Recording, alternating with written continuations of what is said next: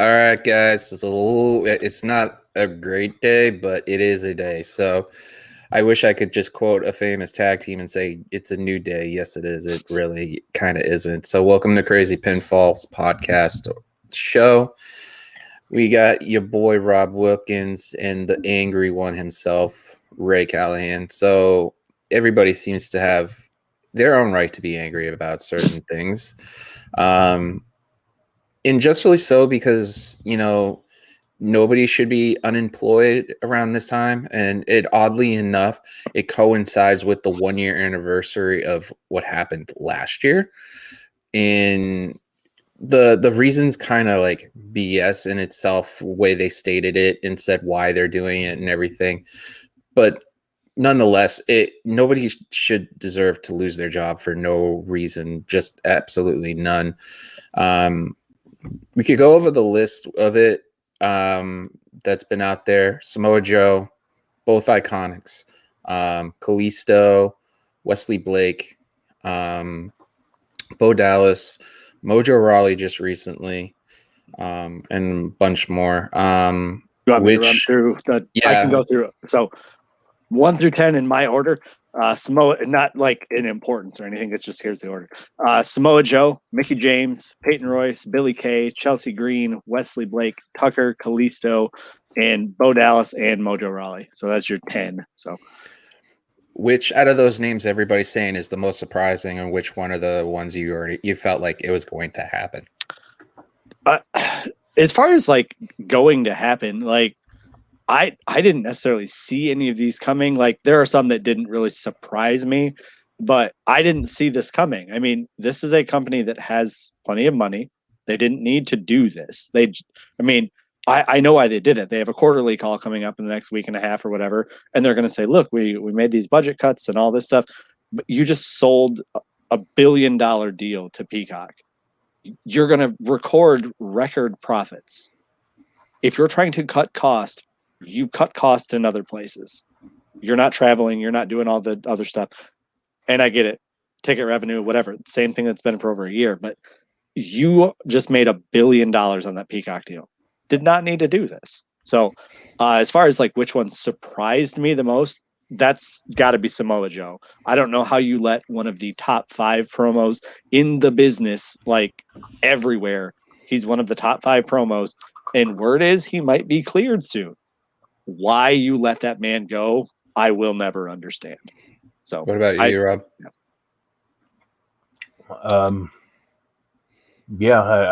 I definitely agree. But I'll get into that in a few, like when I'm ready. But yeah, I definitely agree. Today's a weird day, not a good day. Yeah, and I look at some of these names that are on here too, and like Chelsea Green just signed a new deal within the last couple months, and I think it was a multi-year deal. What changed?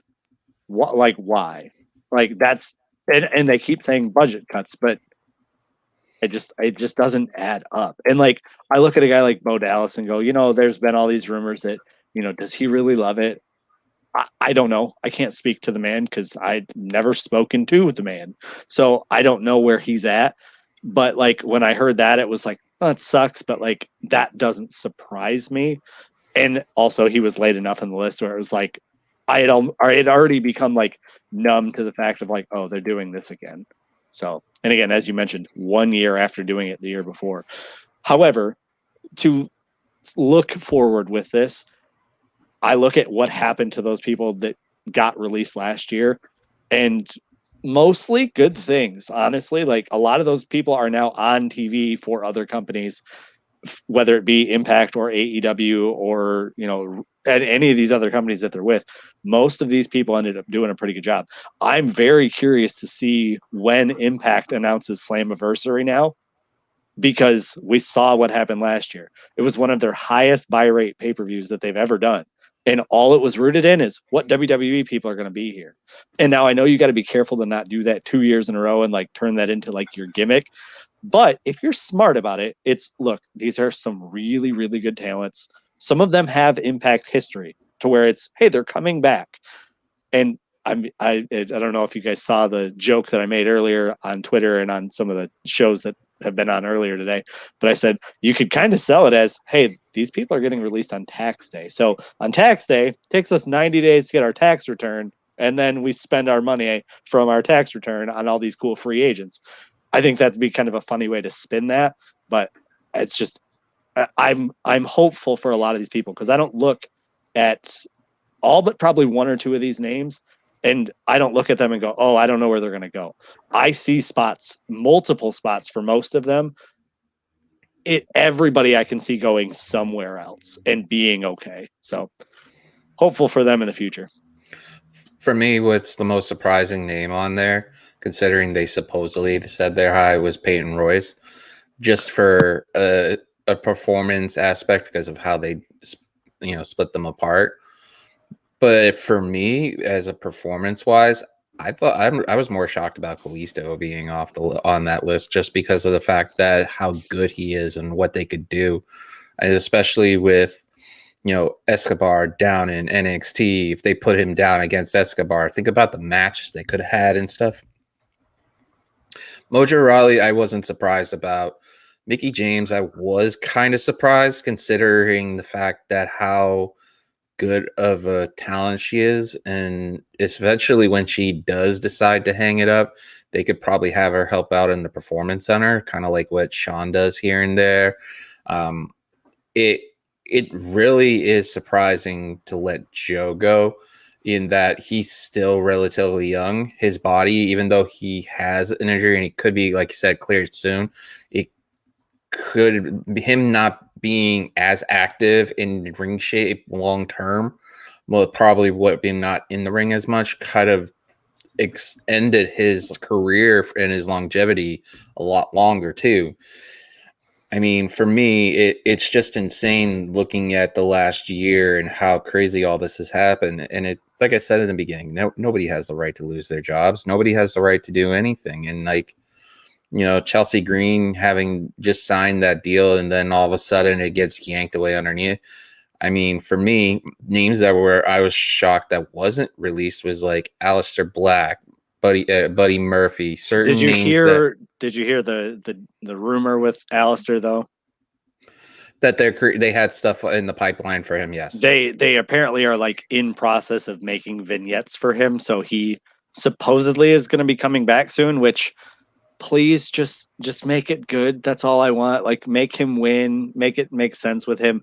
I love Aleister Black. He, like, watching him kick people in the face gives me so much joy, and that's all I want. I just want Aleister kicking people in the face. I like certain names like that. I mean, if they held on to Andrade, it would probably let Rob go off a little longer too, because honestly, what Rob said on his show about Andrade was very point. It was very on point, and it still can continue over to this. What I don't understand is that certain people that they are not using that are very talented, that just were on the same list, that weren't on the list last year, now we're finally getting cut on this list. So like Bo Dallas wasn't doing anything. Why don't you just give Bo an early exit a year ago in order for him to get better now? For the guy to get, like, that's asking for the guy to get fired though. And I don't know that I necessarily like that, but like I get what you mean of like, let him go kind of work on his craft. But I mean, at the same time, like, if they're not using them and they're not asking for a release and they're comfortable getting downside guarantee, whatever, like, more power to them. I mean, I know some of these people are being let go, and they're like, Tucker immediately posted stuff on on Twitter or Instagram, whatever, basically saying like, finally free. Like, he's excited because he now gets to go do something. Some of these other people, like, they didn't ask to be released. I know some people on this list said, if you're not going to use me, release me. So for those people, they're excited. But some of these people, like, their whole life goal was to work for WWE. And now they didn't get to become what they wanted. They didn't get a chance to show their skill. And now they don't have a job anymore. And like you said, like, these people don't deserve to lose their job. So I just, to look at other people on the roster and go, oh, like, I want them gone. Like, I'd much rather WWE go, hey, we have a lot of time that we can fill better. Let's use these people that have creative, useful skills, like Aleister Black. You're not using him. Please put him on TV. He's real good, I promise. And to coincide what I said last year, it doesn't make sense to make, while this whole pandemic is still happening, to let certain people go that you can still utilize. I mean, like, good example, if Joe came back, you could probably put him in NXT till he gets fully ready and then move him back up. I mean, if Peyton wasn't working, have her go against, Dakota Kai in NXT for a while and give her something to do down there. They have options. They just don't decide to utilize these talent properly. And this is why their main show is suffering while the other two shows are doing really well. I mean, I don't know the numbers for NXT off the top of my head, but AEW it was one. NXT was like 800,000, and then AEW was 1.2 million. Yeah, so real good. So I mean, it's gonna make a big difference in the end to see where they go. Raw did 2 million. Let's see what SmackDown does right after Mania. But usually the Raw and SmackDown after Mania do really well to begin with. I just don't understand. Okay, let me put it this way. I took marketing in high school. Everybody's like, well, it's not business. It is business. And I've been doing the same job for over 10 years. I've dealt with a lot of stuff like this. If you want to utilize your full potential of your profit margin and you want to get it into a higher pay scale to actually emphasize your talent, you want to give them opportunities to excel. And the problem is that, obviously it's well documented.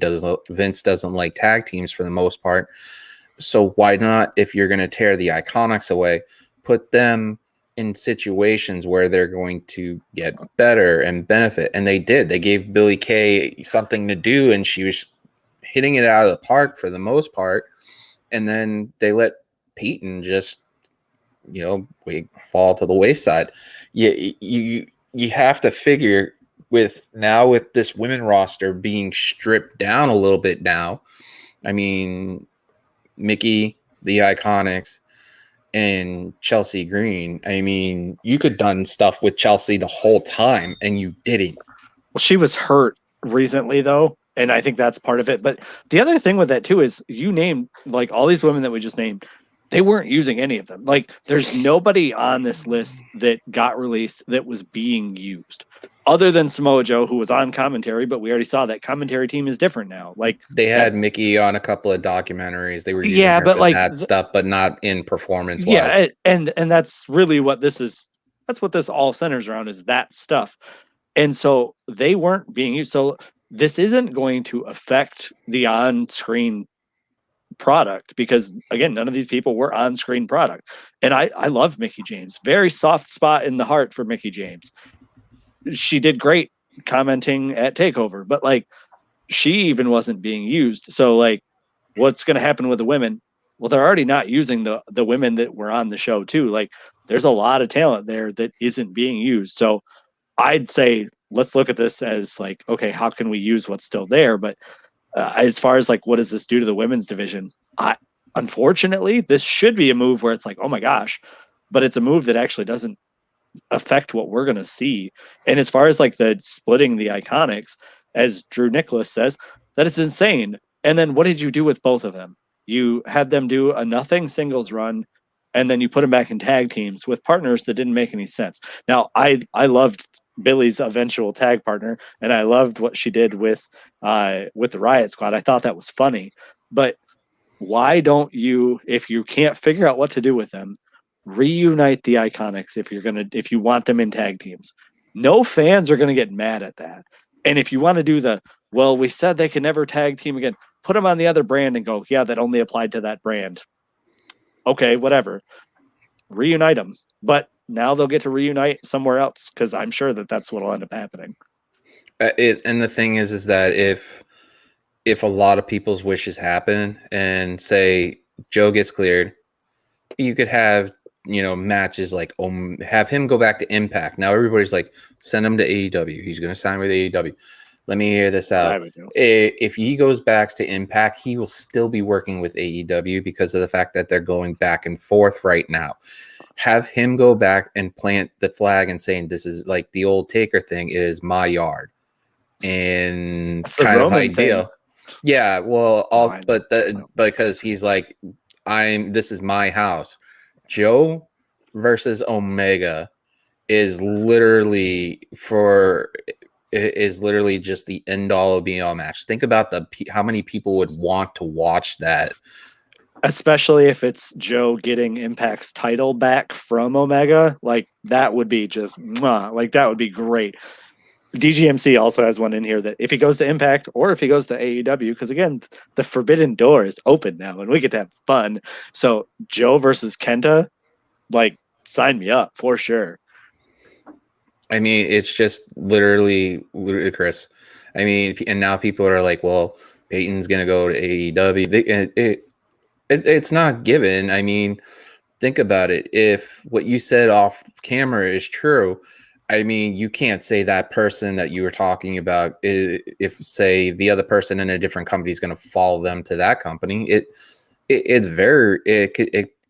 probably won't happen. There's other options, there's also a lot of people are forgetting New Japan Strong that's in the States now. It's just like there's so many intricates. But if you're New Japan Strong, you're New Japan, which that's once you're New Japan, you're New Japan. And then that, like I said, that I'm trying to remember who we were talking about. Like keep it behind closed doors. I'm talking about Peyton. You were talking about someone that was released because of Twitch. I'll just put that as much. Okay. Yeah. I'll figure it out. But no, yeah, I'll put it in there. Okay. No, I remember. Okay, yeah. I'll be excited to see that one. I don't think that's not a I just said it. That's not an Iconics follow though. I'll put that one out there just to tease the Impact for the folks watching. If you're not watching Impact, they teased before the show that there's some event coming up where people can interact with the stars, and maybe someone was going to have words for Havoc or Neve. I didn't quite catch it, but sounded a little like they've got someone showing up who's going to go into the women's division. And I'm wondering if it's Miss Thea Trinidad, and I would love that. I'm just hoping that these people find ways and go from there. I wouldn't be surprised to see Mojo trying to get back into football a little bit, considering his buddy's down in the South area right then. He's been out way too long, brother. Nope, not gonna happen. But sorry. I'm just saying it could be an idea. I mean, I have said ridiculous things from time to time. If Brock couldn't do it, sorry, Mojo ain't gonna do it. But I could see him doing some stuff in the independents for a while, eventually going to ROH or something like that. Major League Wrestling. I think he'd fit perfect in Impact. He's a guy that is goofy enough to where like him and Swinger would be real weird and it'd be real funny and they'd probably make some people piss themselves. But like, I would love that. Or if he wants to be serious, angry guy, I don't know what the deal is with Moose, but his contract is supposedly up soon. If you want to have someone be that big, the former football player type of gimmick where it's just this big, mean dude, I could see Mojo doing that. He's been stuck in WWE all these years. And I mean, let's still not be disrespectful to the CFL or the Arena League. Mojo hasn't played football in like a decade. That is a hard game to jump back into. So, but yeah, and wherever Joe goes, he's fine wherever he goes, and he's going to do some good stuff. So, and that's the other thing is, like I said earlier, I look at this list and go, probably 9 people immediately will be signed within the 30 days of the 90 days. And the 90 days ends July 14th, which is a Wednesday. And you know what that means. And then if I'm Impact, I do Slammiversary that weekend too. Capitalize on it. Didn't you see him? XFL. He's not going to XFL. He just got fired from that company. So. I'm just hoping that good things happen from this, because we have great people in great companies. If you said Deanna would be an Impact last year, people would be like, oh, well, she'll probably go to there were some people saying like AEW, Ring of Honor, I believe, and stuff places. And look at this, she's doing an amazing job at Impact. Look at Miro, he's in AEW, he's doing well for himself. There's certain people that happened last year. They could actually are doing well enough in their lives, and they're working and they're being productive and stuff. Yeah, they might not be on TV, but they might be doing something in the background. Like Jericho said on the Stone Cold Broken Skull sessions, that people come to him for advice to see to get better and stuff. And Miro, people, because of his experience in WWE, people could go to him, are going to him probably. We don't know. I'm just speculating here, but it will be interesting to see where they go. I wouldn't be shocked if there's a couple of more, but I'm more worried to see who from NXT is going, because they just brought in a new class. So it's like you're going to end up having to replace some of these people that are going up, Well, and I mean, the class that just came in, very big class, but very talented. But there is a pretty broad spectrum of where everyone's at. Like, I know everyone's super excited about Parker Boudreaux. I am too, but as they've said, be patient. And I'm willing to be patient. I'm willing to wait 3, 4, 5 years to get him, because I look and see what they see and what he could be. And I'm like, that's worth waiting on. But like, I also, you mentioned all those people from last year and kind of how they're doing okay now. And a lot of them have been on Twitter today and have been saying like, guys, don't worry. Like, there's more opportunities. It sucks right now, but it'll be okay. Like, a lot of those people have like, I've been there, like that stuff. So it's been good to kind of see that too, because those people probably really need that. So I just feel bad for the former Zack Ryder. He literally posted on his Twitter saying, my girl got released and now my hype, bro. I was just like, oh boy.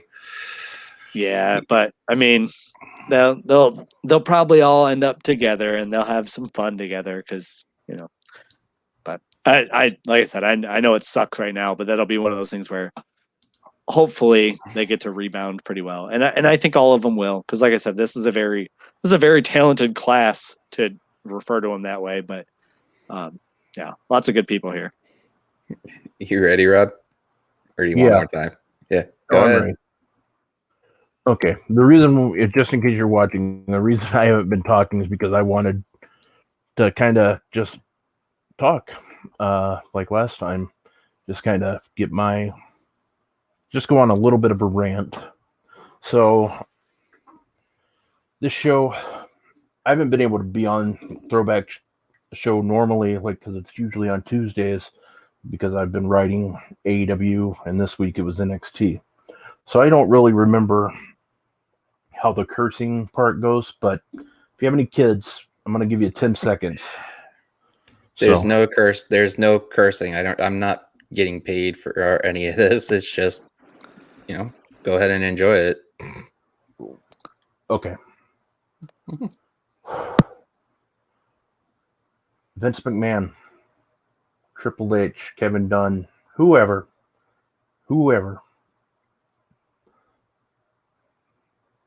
Bruce Pritchard, Michael Hayes, Paul Heyman. Those are people that are higher up. Paul Heyman's has gone somewhat down, but whoever, John Laurinaitis, as of like a week or two. So whatever one is responsible for this bullshit, fuck you, and fuck your mother. Oh, fuck your mother.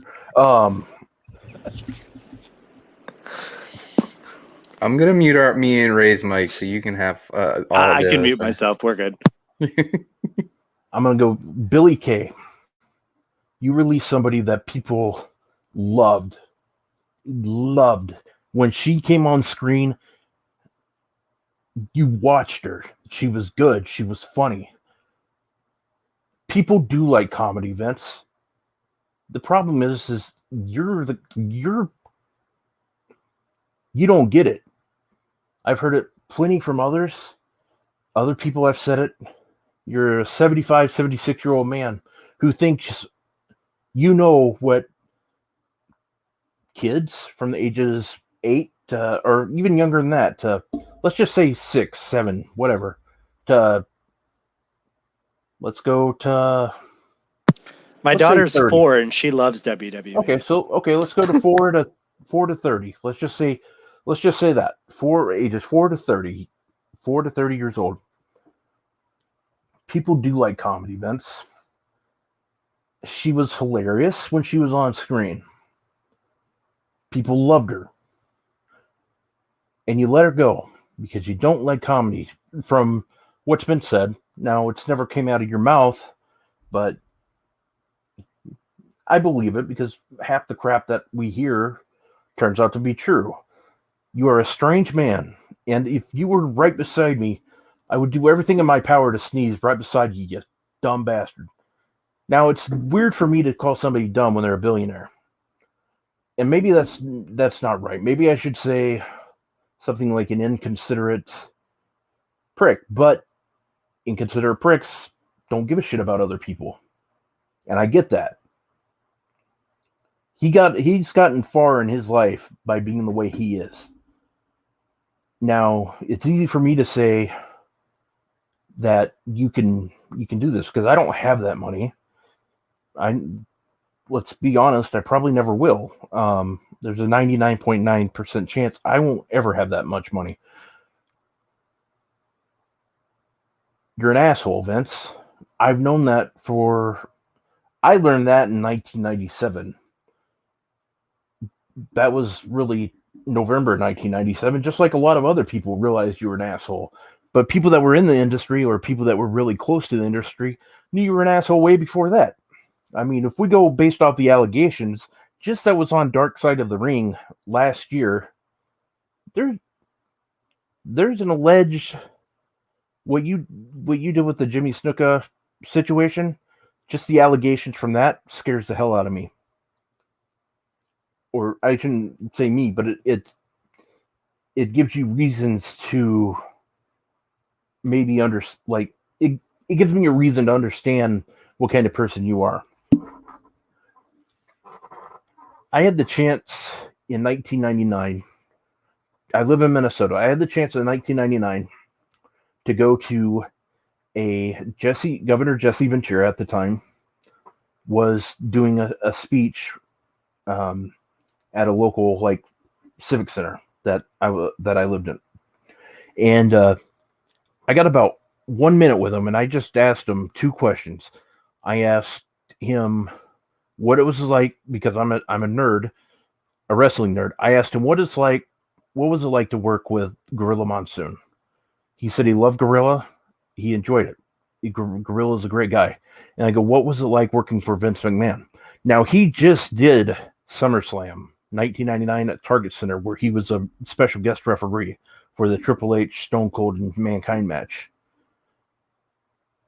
Jesse Ventura, who's the governor, by the way, told a 17-year-old kid, myself, that Vince McMahon's the biggest assholes he has ever worked with, and he was in the Navy SEALs. So he works in government. Yeah, and he works in government. So you take all that, and he tells me that, and that's 2 years after 1997 when I started learning about Vince McMahon because of the Bret Hart, Shawn Michaels thing. So I started learning that this man was somewhat an egotistical jackass. Now, going back to my point, you get rid of the people that people really like, and you don't give them a chance at all because it doesn't fit your damn narrative of whatever the hell that is, because I don't even think you know what it is based on how many times we get to see the same match over and over, or how it changes from week to week. I did about 3 months ago. Actually, it wasn't even that long. It was when Andrade requested his release. I went back and looked at every Raw since the pandemic started, since they started filming at the Performance Center. And every week, except for 2 of them, there was some kind of rematch on Raw from the week before. Now, when I say some kind, either these two people wrestled in a match prior, like a week prior. Sometimes they would be added to tag teams. Sometimes it would be a 3-way match. Sometimes it would be this. But no matter what, there was always somewhat of a rematch that next week. And then you kept those same segments going, where I don't know how many times we saw Street Profits versus either Andrade or Garza week in, week out. And then a couple weeks later, we're getting Street Profits for Viking Raiders every week.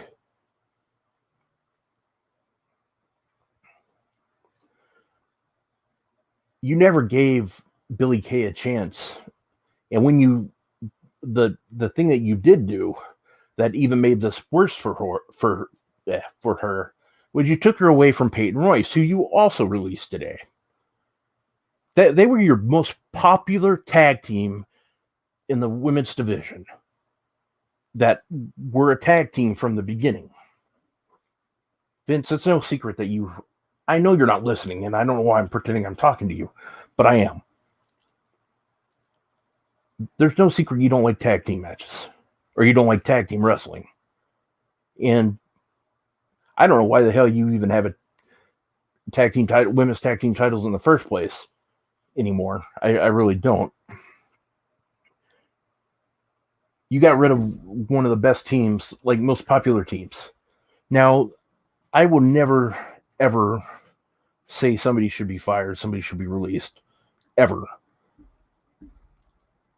Were they the best wrestlers? I don't know. Based on what I've seen, I don't know. I know Billie Kay would sometimes have some problems here and there just from seeing the matches, but she's, I mean, compared to some of the things I've seen, you didn't even have to have her wrestle. You could have her manage whoever. She was perfect on the mic. People loved her. People laughed when she was on screen. So you got rid of 2 people that fans actually loved, Peyton Royce and Billie Kay. They're going to move on and do better things. They are. I think, now I know everybody's saying that they should go to AEW. Maybe. And Sean Spears, Peyton's husband, is there. I actually think they fit the Impact mold better, but that's whatever. Then the third person you got rid of, I'm just going through my order, not the way they did it. Mickie James, future WWE Hall of Famer, regardless of what happens. I think you guys even just put her on your top 5, out of 50 list. Maybe she was number 4. I don't know. Where was she, Throwback? You've memorized that list. So 19. You got rid of her. You got rid of somebody that went on Twitter a few times or Instagram and hinted that basically begged WWE powers to be that she wanted to be in a tag team with Chelsea Green. Chelsea Green. Granted, she did get her timing wasn't the best because she got hurt when she came back, I don't know, when it was November or something. I don't know. She broke her wrist. Yeah, that timing sucks. Then she got cleared. I don't know how long she's been cleared, but you didn't give her a chance ever. But you made sure that I got to watch this horrible tag team women's championship. People did not want, they don't like. I'm not saying that they're bad wrestlers. Well, one of them I'll say is not the best.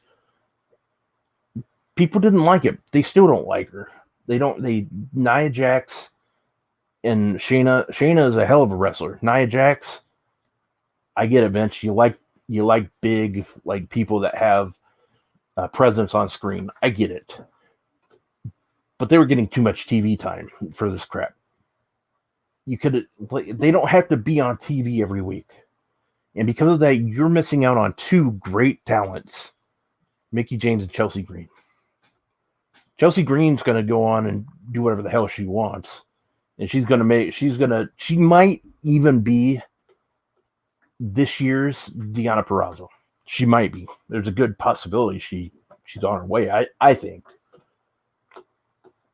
Mickie James, she can go wherever she wants. She can go to AEW. She can go to Impact probably. Hell, she could go to NWA if it's still around. She could train. I don't know. Whatever she wants to do, she could do. Bo Dallas. This one, it doesn't surprise me, but the reason why it doesn't surprise me is you never gave him a chance. The guy was a stud in NXT. And then you bring him up to be like I think somebody said it best today. It was the opposite of John Cena. You know, like it was just, you made us hate him. And I know that's what your goal was, but you made it so bad and you made him a jobber because of it. You didn't give him a chance at all. At all. Now, maybe he's one that just didn't want to do it anymore. There's a lot of rumors out there that he just didn't. Now, do we know that for fact? No, because he hasn't said. It's a shame that we never got to see the Bo Dallas that the fans that have been around know the Bo Dallas. Kalisto. Oh, sorry, go ahead. I was going to say, and I had heard, as far as Bo goes, that I heard that he had been doing some practice matches recently too. So yeah, I think he was trying to get back into it too. So they just gave him a tryout to see how he do, and I guess they didn't probably like it or something. But you never gave him a chance. Then you got, I was going to Kalisto. Kalisto, never given him a chance at all. You just made him look like a fool more than anything. And the guy can wrestle. He's been wrestling since 2009, maybe 10, 11. Good wrestler. He wrestled in CZW. He's wrestled in a lot of independents. He was good. And you basically effed that up too. And then Tucker. You got, like I said, I don't want to say that you got rid of the right or wrong guy. I don't want anybody to lose their job. But I know you lost the better wrestler out of the two guys. Tucker was good. He showed that he was good in that Elimination Chamber match. And that was the only chance he really ever had other than NXT. And I'm very happy to say that I've been able to watch him wrestle at house shows. And I saw him and Ricochet along with Otis team up and take on Undisputed Era. Tucker was awesome. He actually just did stuff at his size that I really haven't seen other people do. And he has a presence. You never gave him a chance. Mojo Rawley. The only time you ever gave him a chance, you messed it up by putting whatever the hell that was blue on his face. People were actually intrigued with the guy. But you made him look like he was some kind of cyborg or something from the future. Sub-Zero. Yeah, Sub-Zero, whatever. It was a mess. Hey, buddy, I didn't even see you come in. What up, bro? I'm like, fuck. I'm listening to you, bro. Go ahead, man. So you messed him up. You totally screwed his career. Or, sorry, WWE career. Wesley Blake had some great tag team matches with Buddy Murphy. They were a hell of a tag team. You could have put them back together, but no, you decided to let him go. He never got a chance. But you keep guys like Velveteen Dream who have been accused of something awful. Now, I get it. Until you're proven guilty, blah, blah, blah. But there's a difference when somebody's on screen, no matter what happens. Like when you put him on NXT, Triple H, and he got booed. No matter what he did, he got booed. That's what you call go. I hate the term go away heat, but if it exists, that guy has it. Because he won't ever be able to do anything now. He's done. Unless something miraculous, something big happens that proves he was innocent. There, and even then, it's doubtful. I don't want to put. I don't ever really want to. I don't want to see him again. I don't want to see him wrestle. I don't want to see him on my TV screen. Yeah, but I get it. Until and there are some guys that are like that too, where it's like, you're never gonna say I want to see someone get fired, but like Yeah. to an extent, that's like my thing. There's like there's go ahead. yeah, there's different. I mean, there's certain guidelines for those rules. There's certain, and that would be one of those. Yeah, and every rule's got an exception, and like I look at that too and go like, for WWE from purely the business side, because from a morality standpoint, I look at that stuff and I am immediately like, yeah, what are you doing?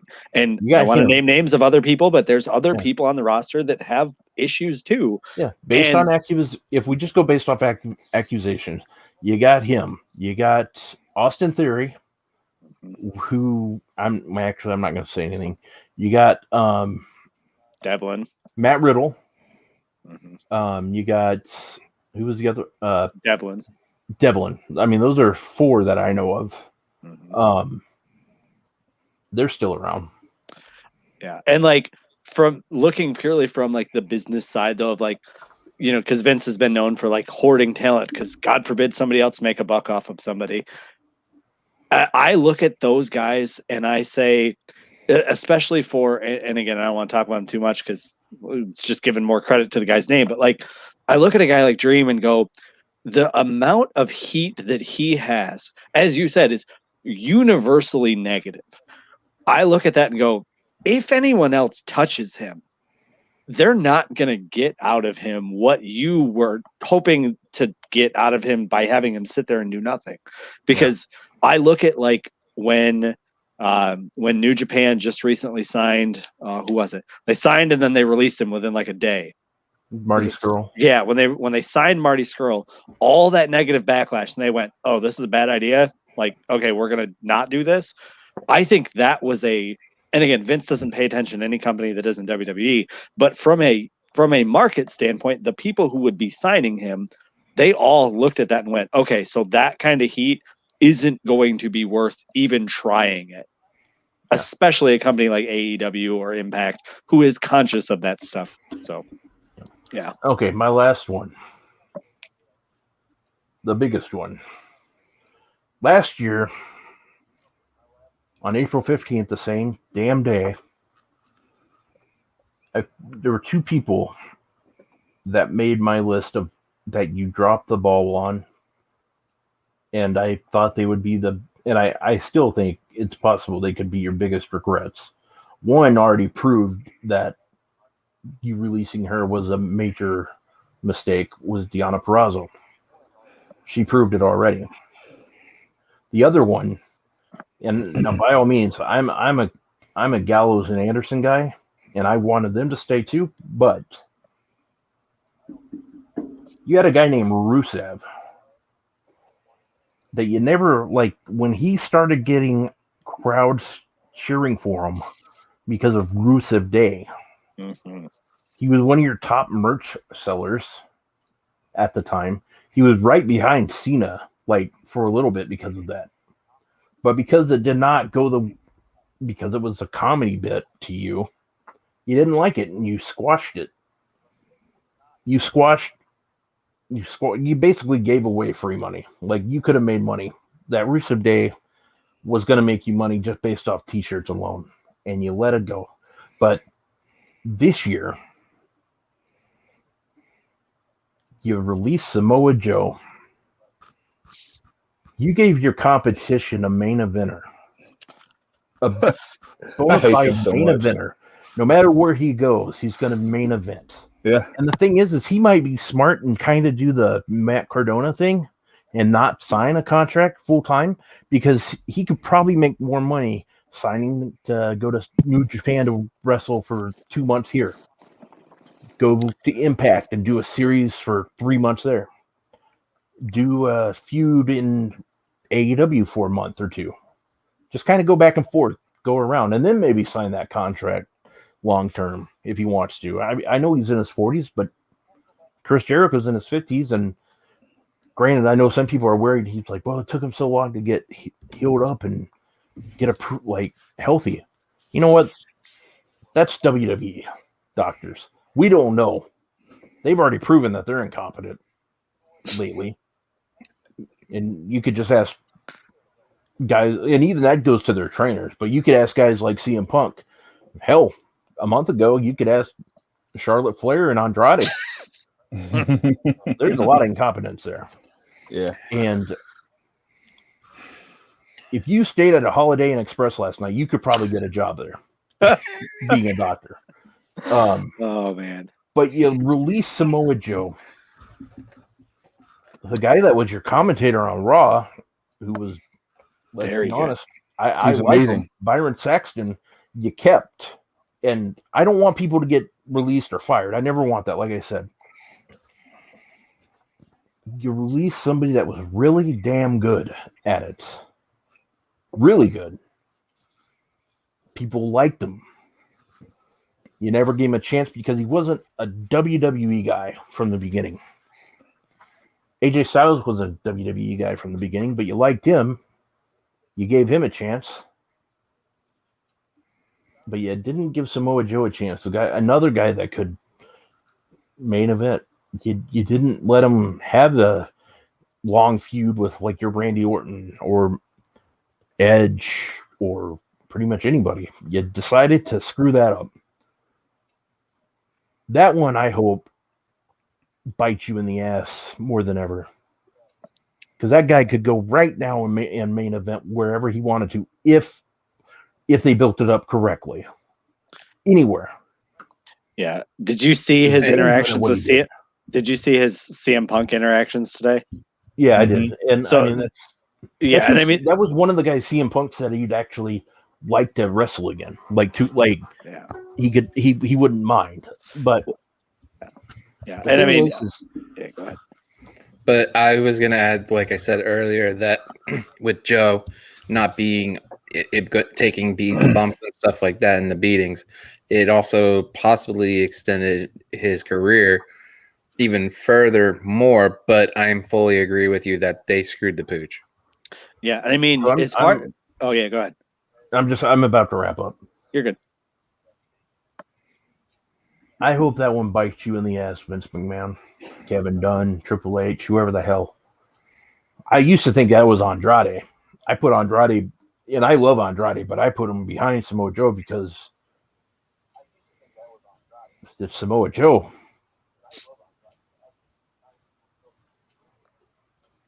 You may if it was a health thing, it sucks, but I get it. You know, like you don't want to pay a guy that if you're not going to clear him. But my thing is it really that case? Like, yeah, like was he really out that long?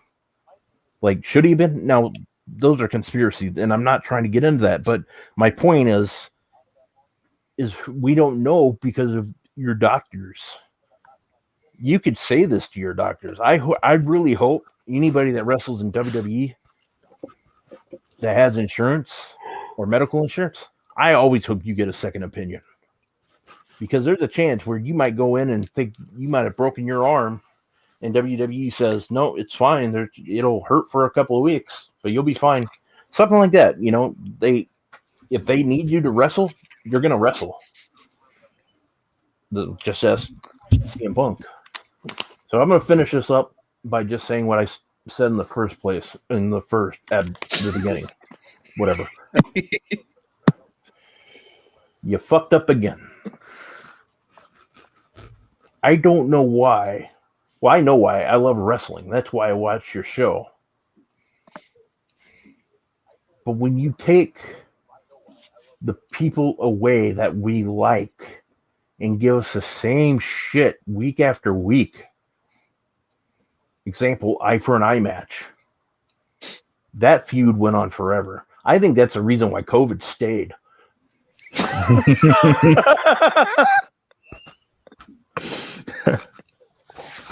You give us crap, and then you give it like we all love the Street Profits and Viking Raiders, but you got us to the point where we couldn't stand either one of them. That's impressive. That's damn impressive for you to put somebody on TV so much that we actually started not liking them. So, with this in closing, if anybody that had this idea to let these people go, whoever it was, whether it for money, whatever, go fuck yourself. Go fuck your mother. And when you're done, I'm gonna fuck your mother too. So fuck off. Eat shit. Bye. I think that's okay. Well said, bro. Okay. Well said. Okay, I'm good. Oh, we lost. He liked it so much he left. So as far as Samoa Joe, God, I can't stop. Oh my God, Rod, that was perfect. As far as Samoa Joe goes, I look at him and say, you know, as you mentioned, he can do a by appearance basis and draw quite a nice salary. He's a guy that he can go on Cameo, he'll make a lot of money. He can go on Twitch, he's going to make a lot of money. He can wait and pick and choose his spots. And if he ever wants to sign a long-term deal, I am not a guy who goes, oh, WWE talent, AEW. Because, like, the roster is really full. But Joe is a guy you make an exception for. He is one of the best promos in the business. Given that fact alone, if he wrestles 10, 12 matches a year, cool. He doesn't need to be a guy that wrestles every single week to be effective. Give him a couple weeks where he's cutting great promos, talking about whatever he's going to talk about, and then every month and a half, he gets a match with somebody. That's perfect. That can extend his career for years. Again, assuming that he's cleared, but like sounded like he was going to be. So, well, let me introduce the one that walked in abruptly. It's your boy DK, aka It's Getting Wild with Wild Boy. Get lean with Wild Boy. I just want to say, give me that Chris Jericho Samoa Joe podcast today. You know, God, I want to hear what he had to say. And the other thing, before I'm done after this, if you're friends with AJ Styles, just get ready to pack your bags, because that's the way it looks like it's happening. His closest friends are pretty much gone. I mean, last year you got rid of Gallows and Anderson, and his other closest friend, from everything that I've heard and seen, was Samoa Joe. Yeah. I don't know who's left for the guy, but well, Taker's gone, so that's one of his. I don't know if they were really close, Yeah, but they were. In the documentary, he said that Taker's like one of his closest friends, because literally a friend of AJ's and a friend of Taker's introduced them, and they literally like hang out whenever they're free.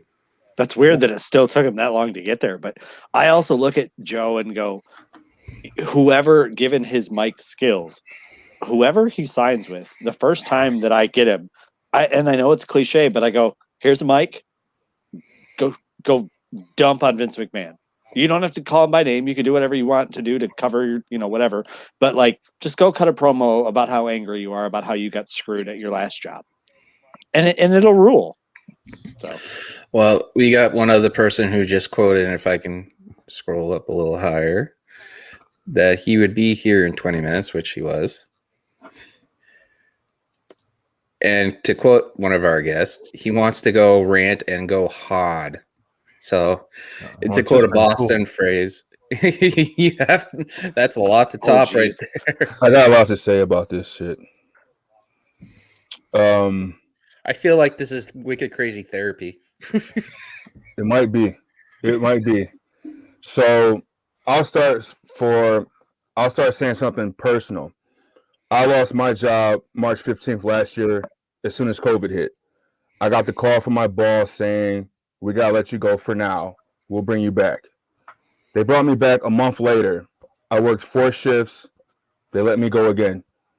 It's demoralizing to get a phone call from your boss saying we have to let you go. And you feel like, what did I do? Am I not good enough? I'm like Samoa Joe in the kitchen. Can't nobody touch me. I'm brilliant at what I do. I'm amazing at what I do. I'm a great talent. And to get a call from your boss, it makes you think, am I bad? Am I not good? No, you are good. It's just your boss is a fucking dumbass and he can't realize that. When I logged on to Twitter today and I saw Billy Kay was released first. I'm like, this got to be one of those fake accounts who usually, troll a lot. And it was actually WWE. And then I saw everybody talking about it. And then it's Peyton Royce and Samoa Joe. And it's people who can be bringing you all that money that you're claiming you're saving. If you left the Iconics together, if you put we all thought Samoa Joe was coming back Monday night, and then 3 days later he's gone from the fucking company. Like, Vince got to look in the fucking mirror and realize he's losing fans every single day, every single minute by the hour. I'm diehard WWE. I don't watch AEW because of my loyalty to WWE. I probably watched 5 episodes of AEW. It's not for me. But if they're treating their talent better and all of my favorites from WWE are there now, I'm going to migrate. I'm going to start watching your product. I watch Impact faithfully as much as I watch WWE. Iconics, bro, they should go to Impact. Their women division is amazing right now. They have the tag team titles. They'll fit in perfectly. Not everyone has to go to AEW. There are other places. Leo Rush is killing it in MLW. Like, you don't have to go to AEW. Mm-hmm. Samoa Joe, he's got ties to Impact. That's where I fell in love with Samoa Joe. Back in the day, SmackDown had the SmackDown 6. I had my Impact 6. And that was Samoa Joe, Christopher Daniels, AJ Styles, James Storm, Bobby Roode, and did I say AJ? Mm-hmm. Yeah. It's one more. Probably, I think Kurt Angle. And those guys kept me coming back to Impact. Samoa Joe on commentary was amazing. I tune in to hear him, hoping one day he's going to come from behind that booth and get back in the ring. Byron Saxton is trash. I don't like listening to him. He's fucking garbage.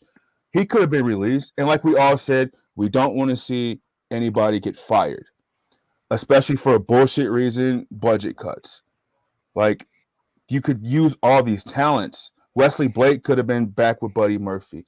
Iconic should have never been broke up. Chelsea Green and Mickie James were like hot on Twitter.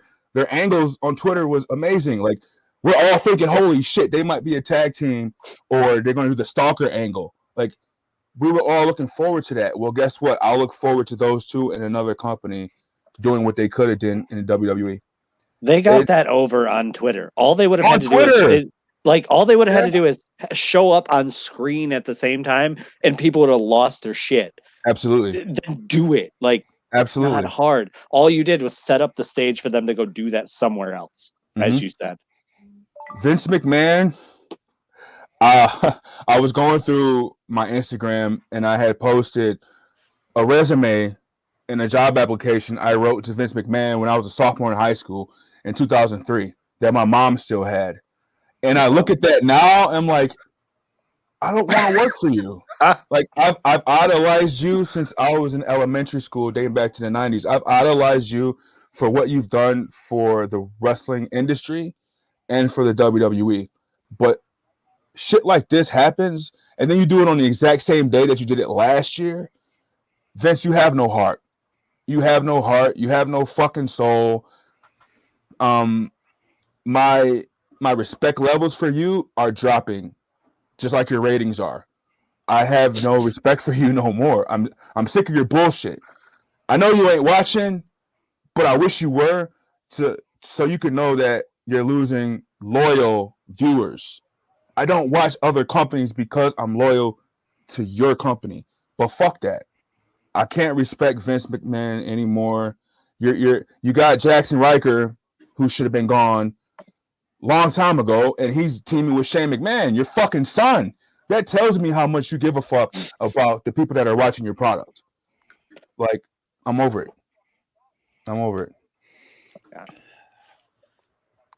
And I froze. I was like, damn, he's gone. Mic drop, he's just out.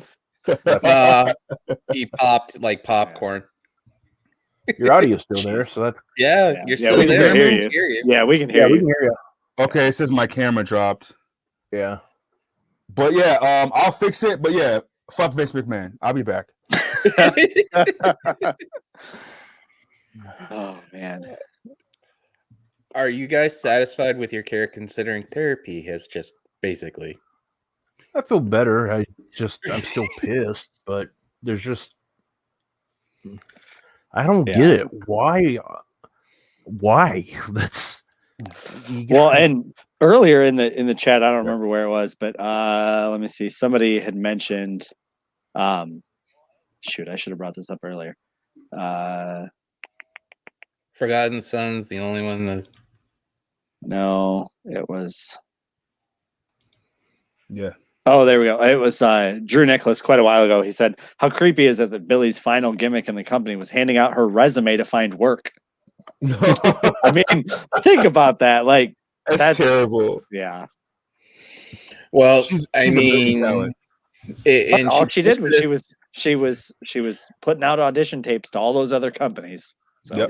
And also she posted out a little while ago on Twitter a statement basically. So if you go over her Twitter, you could read out it's a letter to everybody and stuff. She was thanking Triple H and Vince and everybody else. So did you see Tucker's Twitter? All I saw was freedom. Yeah, there was him on what looked like a golf course with some floral pattern shorts, a red Arizona State polo, and what may or may not have been cannabis in rolled paper in his mouth, and it was quite hilarious. Maybe he'll pair up with RVD. I mean, anything could happen. We know that much. But yeah, I don't, like I said, it's no right that anybody should lose their job by no means, especially during this whole, to quote a line from Wrestle Talk, this freaking global bastard. At the end of it all, we should actually just focus on positive things and stuff. And it just sucks, but all these people that have been released, they have a brighter future now because they can actually be more creative, more freedom to actually do what they want because they're so used to being behind to quote unquote, the fourth wall, if you want to call it, where Kevin Dunn and Vince have to literally say, yes, no, this is what Vince wants. That's how it's going to be. Now they can go to other places and be like, look at Deanna. She had all this ideas and being creative. Look at EC3. He had an idea for an entire new change of character, and he looked and at everybody else and saw the Fiend and just changed his mind. It's going to give everybody the ability to get better and show their full potential that WWE just didn't see. So like watch about 10 years from now, you'll see like Chelsea Green winning a title in AEW, and it won't take that long. Deanna's been a champ for like over a year, basically. Like I know she's time and Impact. Yeah, I mean, I know she's lost it and regained it, but like she's been a champion there for a long time, but she was not very experienced when she got there. So, but you know what I mean, though, it's gonna be like Chelsea winning it for the 16th time or something like that. I mean, it's ridiculous that it happened a year later. I get that the quarterly's coming, but come on, Vince. You're supposed to be a businessman, right? I get that, but you have to have a fucking heart, man. Like he don't have a heart. It's clear he doesn't have a heart. He doesn't have a heart. Yeah, I mean, some of the stories that I've heard about him of things that he does, even in his 70s, I'm like, the way you're like. I've encountered plenty of 70-plus-year-old people.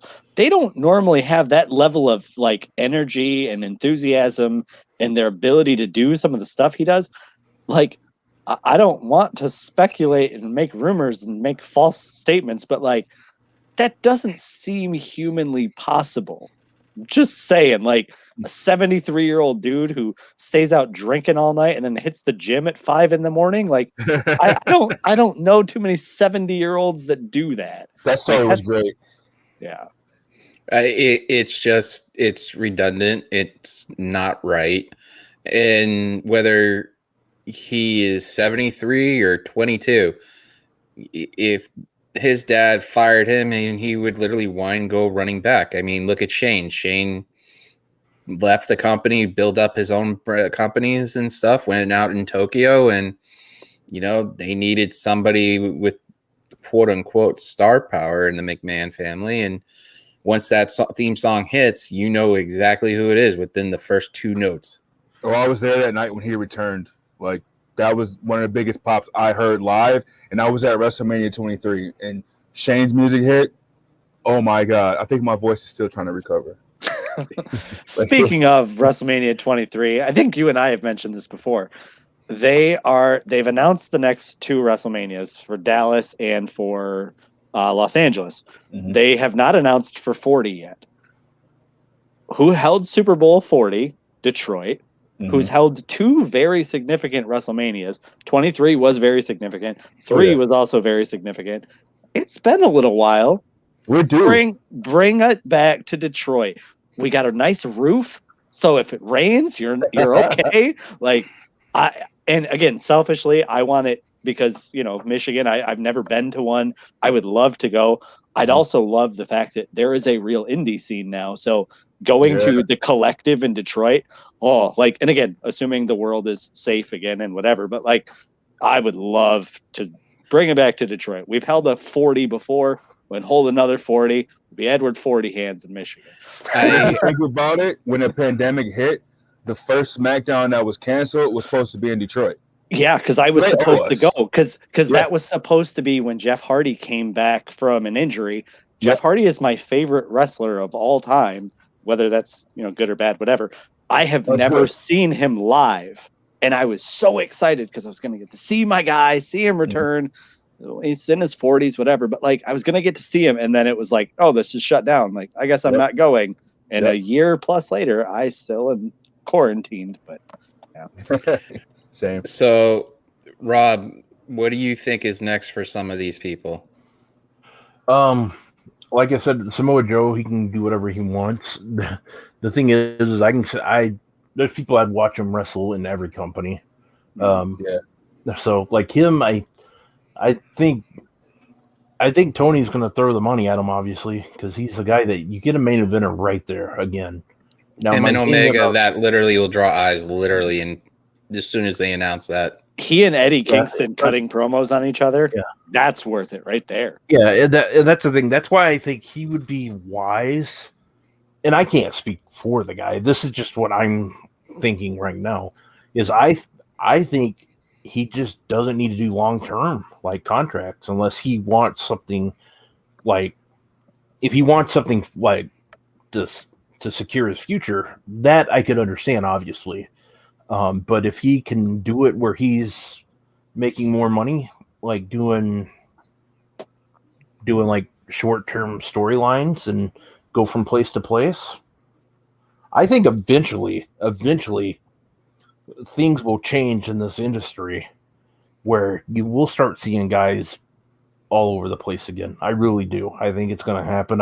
It's going to happen sooner than later, and I'm talking a couple of years from now, because I think it's just the way the business is. I think we're going to see all kinds of weird things. I think we'll see not necessarily football, basketball money by all means, but I think we'll see wrestlers get contracts with options, where they can use an option where they stay on for another year at that same price, or they do a 3-year deal with a option of a fourth or a fifth. I think in guaranteed contracts, I could see that happening. I mean, some wrestlers have gotten guaranteed contracts. I think it'll end up a lot like what basketball's done, where they're getting the contracts a lot shorter, where it's, I'm only signing with you for 1 or 2 years. And if you don't use me right, I'm gone. Don't talk to me about a renegotiate until the last 6 months, 90 day, whatever. But if it doesn't work right, there's all these other territories that I can go to. A lot of them will let me work with the other ones. And so that's your leverage. The improvement of Impact, the invention of AEW, the improvement of MLW, of GCW, of all these different companies. Again, the WWE paycheck and now the AEW paycheck will always be that top level thing, but you can make a good living with Impact, with GCW. Don't go to NWA because you won't make any money, but there's enough financial revenue out there. And again, all this stuff with Cameo, all this stuff with Twitch, some of these people pull 6 figures on Twitch. They don't need to wrestle. Mm-hmm. Let that be where they start it from, and then they can just keep going there. It's good for the talent, but obviously for these people right now, it obviously sucks. Well, I want to end up on a positive note considering how everything has gone down. So since he's on camera, and I figured I was going to announce this on the 1 year, I figured why not do this now if he's okay with it. So as you have all noticed that I am commissioning a Wicked Crazy title belt. These three gentlemen are allowed to compete for it. I am not. But I have already picked my champion to represent me in this whole thing. Yes, I am going to do it this way. This guy is my champion. Oh, what He the is- hell? That's not fair. That's not fair. Ric Flair Come chop. on. The Boston screw job. And the You're reason Eric behind Bischoff and me, bro. I'm Triple H just getting handed the title. I didn't earn it. I didn't earn it. I can't accept. I didn't earn it. I You haven't did. been around. That's not Babyface fair move. to others that's been here. Honestly, that's not fair to the people that's been here every week and busting their ass and helping you with this show. That's not fair to me. I can't. I love you, bro. I can't accept it. There's others Okay. that deserve that more than me. Okay. I'll Well, contend for it. Hell yeah, I'll be a contender for it. But I can't be Triple H. Well, this is what we do then. He's in the inaugural So- match. So how? Yeah, that's how you should do it. If he doesn't want it Okay. right away, let's do it. Let's do it that way. Like the way you had it planned is you pick who you want to have in the first tournament or whatever, and that way if DK doesn't want it, that's if he probably the doesn't best way want to do it. that number one that one position to go against the number one contender in the tournament, then I will announce the seeds for the first 3 seeds now. Then that will make it easier. It's just not fair. I appreciate that. Like, that's fucking awesome that you would pick me first, but that's not fair to Rob and Ray that's been here busting. I don't That's mind. not fair though, bro. Like, seriously, I feel like shit. Like, I haven't been around. I've been busy with life. That's not fair. I'm gonna be appreciate like- it. I love it, but like, give it to these gentlemen right here, bro. Well, And that's the problem. I'll be a number one contender. Once I get it, it's gonna be like Lesnar and Goldberg. Everybody's just gonna be bitching that I just keep. Yeah, considering is. the fact that there's a 90-day clause in that thing, and I make sure that. Oh, horse shit. Well, I ain't gonna send it. I'll just pretend I'm out of contract. Well, to be fair, Rob, the only stip is that every 90 days you have to compete for it. So you just no, that's fine. so you just every that's 90 fine. days you give. And you I know find a he's probably jobber. watching, but if Ray literally turns around and wins that title, he is literally going to brock it and make sure one person in this community does not get a title match. That's true. So, Anakin. depending on who wants to participate, I'm going to already tell you that in bracket 1, Rob is going to be number 1 in bracket 1. Bracket 2, Ray is going to be bracket 1, number 1 bracket 2.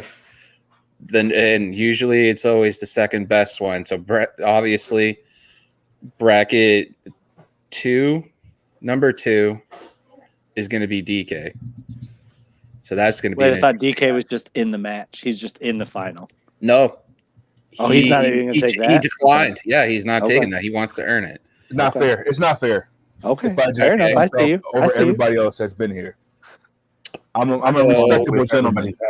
So the rest of the brackets are going to be released for both sides. But ultimately, what it's going to down to is we'll be crowning by the end of the year the first ever Wicked Crazy champion. At the end of the year? No, That's the beginning of the year. yeah, but I have Once to get. the show hits a year, so in like a month and a half. I got You know, you. I got you. We're gonna. What it is that when the show hits a year, we're gonna start doing matches here and there. It'll be just like random whenever we can schedule them. Those matches are gonna happen. So like, say you and Ray go against each other. We're gonna sit down, schedule it out, and you guys are gonna make the terms. DK will make the match. Ray makes the terms. That's how it is. We're gonna go do the championship for him. The champion actually will make the match, make it exactly the way they want it. The challenger gets the terms. So let's say you're watching Survivor Series and you have to say all Raw teams have to win Survivor Series. Ray could turn around and said, okay, 2 people have to survive in each match. you can literally try to fluctuate, and if whoever is the closest wins that match, and it will be live. We're going to be doing pick'ems. We're going to be doing all these matches. I'm going to have somebody oversee this. I haven't decided who, but I want somebody who's fair and knows exactly the way I want. Not Anakin. Well, He well, hates you should do me. that because you should do it because you're not going to be in That's the. fair. Yeah, you can't compete for the title. No, Yeah, but I you know should- that. But I can literally, if I'm judging the whole thing, I want somebody to judge the matches while I'm just, Oh, gotcha. overseeing it. Well, Kind of like a ref. Because I want this to be fun. I want it to be fair. And the way this belt's going to be looking as soon as I get everything squared away for it financially and get it all done, if you go to the site that I'm using, it's going to be really nice. So let's just let the best person win. Everybody who's been on the show is welcome. You never know. The queen of the belts might end up winning this belt. You never know. Joe Holbert could win it. You never know. Joe Pearl could be, the belt collector in the community. He might go for Wrestle Talk or something like that. Well, how would that work? So say Rob wins the title first. You mail it to him. Yep. And then what if Ray beats him? Then Rob will have to mail the title to Ray? Yeah. That's how it works. Happen. Telling you right now, he ain't gonna see shit. Well, the best part is that since the three of you, including Anakin, are in states next to each other, you could always We're in the same state. Yeah. No, I'm saying you DK, and Rob. Anakin and I are. Oh, Rob, yeah. Yeah, Rob's, So, you guys are next we got to a each Wisconsin thing in between us. I'm not from Wisconsin. No, I said there's a Wisconsin between us. Oh, gotcha. I thought you were like, gonna get 5 across the face. No, we banned Wisconsin. The only good thing in there is Alex Pulowski. I was just going to say the same thing. It's just that it's something fun to do. On top of that, it's a lot more cheaper than me buying jerseys constantly. Let's just leave it at that and stuff. So it made more sense to me to do this. And then after the whole thing with Fightful, what I saw everybody wanting to go after the Fightful title, I figured, why not have something fun to do? Have somebody else have a title belt. Other shows like major channels don't have that, and we're not really major, but it's something to put us aside. And plus, we're all friends, and it's something fun for bragging rights. You never know. Like Rob can turn around and make the match of, if he's the champion, saying, "Well, we have the playoffs, so why not guess how many playoff teams for this in fantasy football make it? Or if whoever wins the championship, he gets it. There's so many ways of doing this, and it's so much fun to figure the options on it.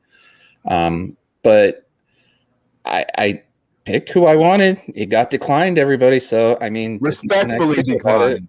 Respectfully. Yeah. Pure babyface move. Well, I mean, there is a faction on this show, so I need DK to help me a little bit. I need the tag team partner to come on and freaking drop some elbows and straighten some people out too. Gosh, he's leaning them out, getting ready for it. Whoa, yeah. whoa! What? This just came out. Mauro Ranallo will do the commentary for Rich Swann versus Kenny Omega. Wow, Mamma mia! Wow, that's awesome. Wow, that's pretty good. And that's on a positive. Like it. So that's what sucks is he didn't they get rid of the person that was? Well, no, never mind. That was in WWE, but that sucks. It doesn't suck for him. It's just I liked him in NXT like a lot, and like he left because he didn't want to. I thought do that anymore, but now he's. I don't know. I think there was more. I think I had heard there was some backstage stuff that he just didn't want to deal with. Yeah, I think that's had not heard any names or anything, but that's what I had heard. I think didn't Corey Graves say something stupid again? Like there was a comment that Corey Graves I think made on Twitter that that Mauro didn't really like, and I think Corey did say like, "Hey, like my bad, didn't necessarily mean it like that, like respect, whatever." But I think there's some other stuff that, and I don't know names of anything, but I I heard there were some people that he didn't really want to deal with anymore. And I mean, part of the gig with an announcer too is you do your time in your territory and you go do something else so you don't get stale. Michael Cole has been there a long time. That's not normal. But like, and again, I enjoy Michael Cole's work. He's very good at what he does. I do But too. that's not normal that a guy is there for almost 30 years now. So but no, that'll be very fun to see Morrow calling that match. I have, not to totally go off on this tangent, I have a weird feeling about that match with Omega and Swan because AEW, as smart as they are with how they build their stories, they have not mentioned Rich Swann at all. They've not had him on TV. They've not had him in video packages. Really? I get a very weird feeling that we're going to see some kind of shenanigans, and maybe Don screws over Kenny and Swan takes the AEW title. And then it's like, oh my gosh, what just happened? And then you really see that feud between the companies. Ooh.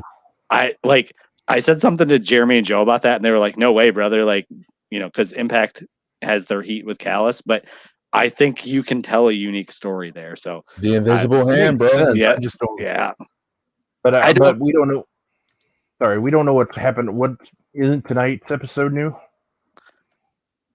Of Impact. Yeah. So have they said anything tonight that we know of?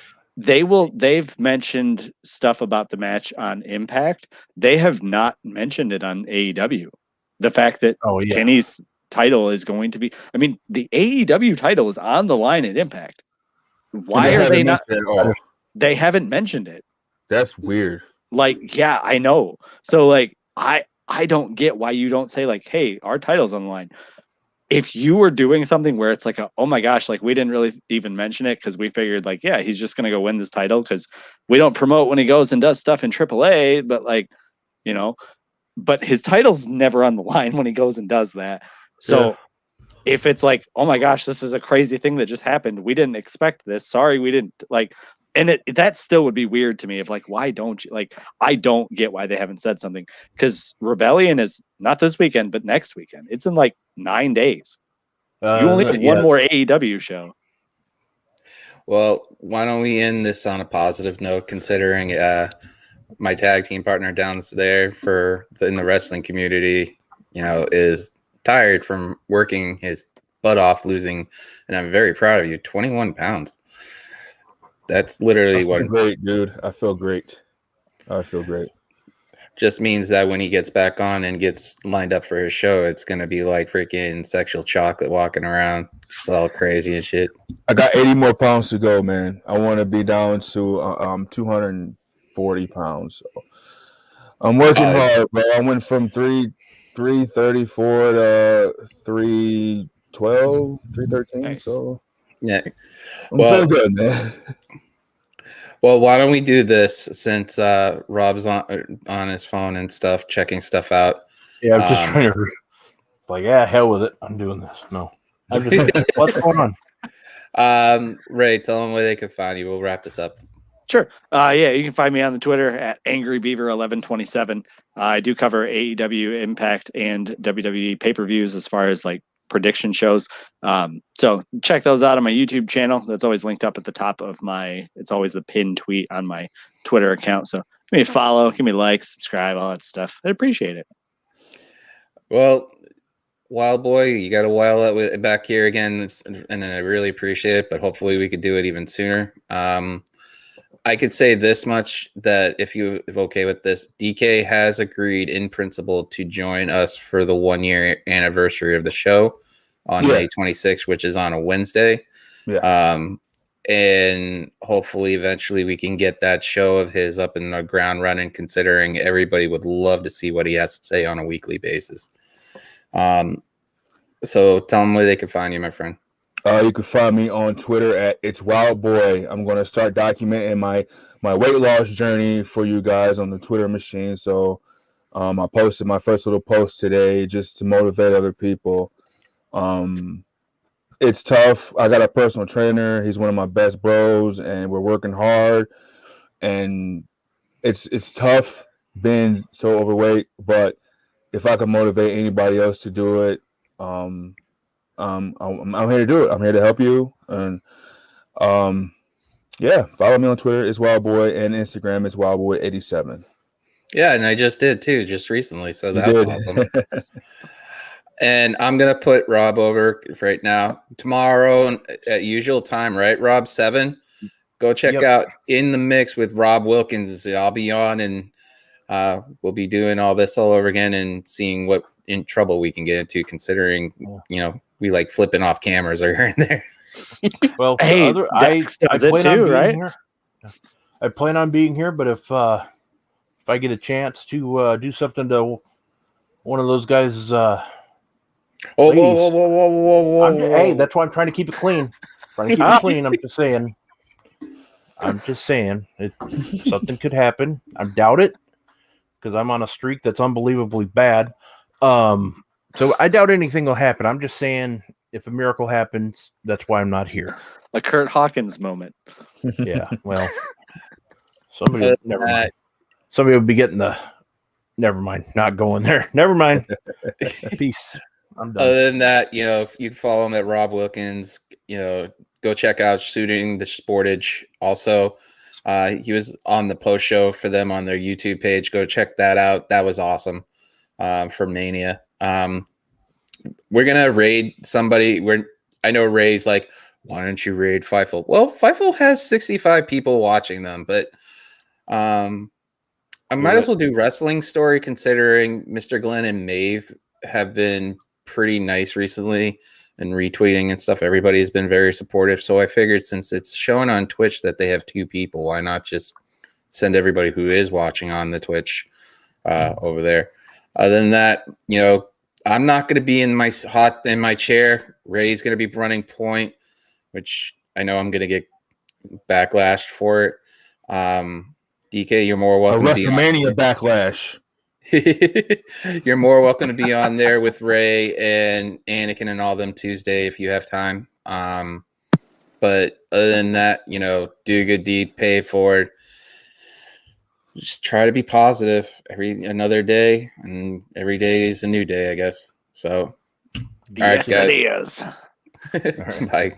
Peace.